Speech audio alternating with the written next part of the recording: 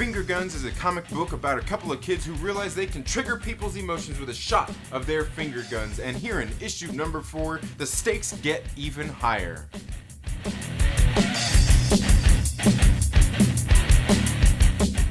What's up, everybody? Trinity here, and welcome back to the 2nd Street Marvel, your source for the latest and greatest indie comic book reviews. And guys, today we are talking about Finger Guns, issue number 4. Now, I did get this copy from the writer so I could bring you guys this review just a little bit early. Now, this book is being published by Vault Comics. It's being written by Justin Richards. The art is by Val Halvorson, colors by Rebecca Nalty, and the letters are done by Taylor Esposito.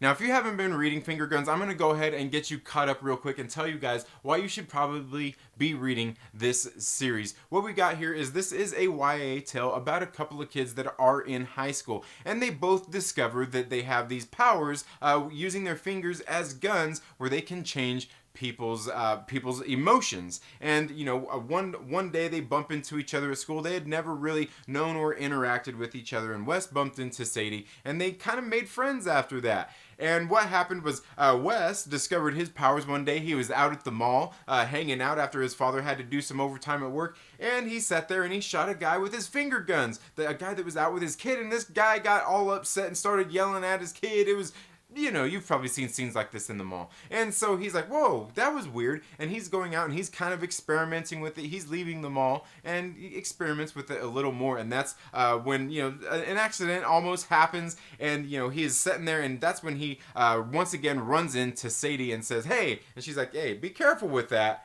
And that's when they both discover that they have this power. They kind of get to know each other a little bit more. They start to make friends throughout this series, and just by hanging out, even at school, Sadie starts to kind of neglect her friendship with her friends in order to hang out with Wes a little bit more as they are experimenting with their powers.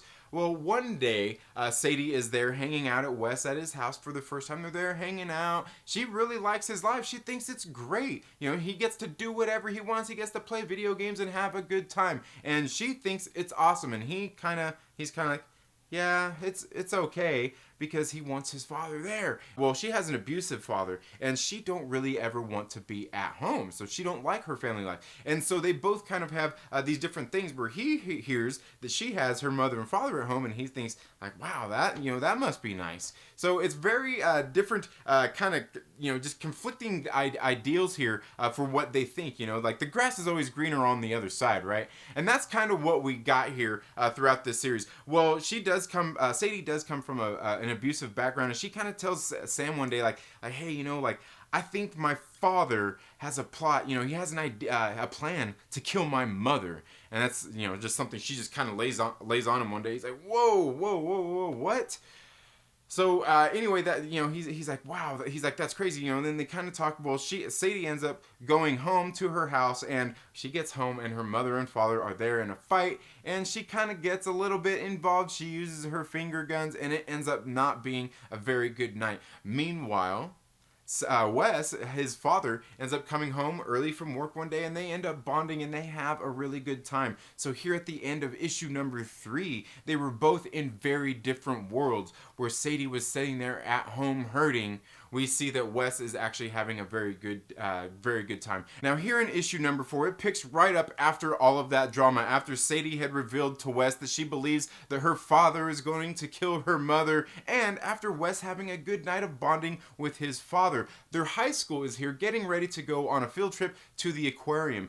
Wes gets there and gets on the bus, and he sees Sadie, and he goes to sit with Sadie, and she is very upset, and her friends that are there on the bus are saying, hey man, just like leave her alone, she don't want to talk to anybody, she hasn't even talked to us. To which he doesn't really pay attention, he still tries to talk to her anyway, and she don't want to have anything to do with him or anybody else. So they get to the aquarium for the field trip, and the kids are all kind of wondering about doing their thing, and then this is when Wes ends up bumping into Sadie once again, kind of like that fateful day when they first met. Now what goes on here is they have a little bit of conversation. She tells him exactly what is going on, why she believes that all this stuff is getting ready to happen, and that she wants to put a stop to it. She wants to stop her father from abusing her mother and just get rid of him permanently. To which Wes is like, whoa, what are you talking about? And that is where, this is kind of where the real drama the story picks up right after after this field trip. And I'm telling you guys, issue number 4 here really ramps up the drama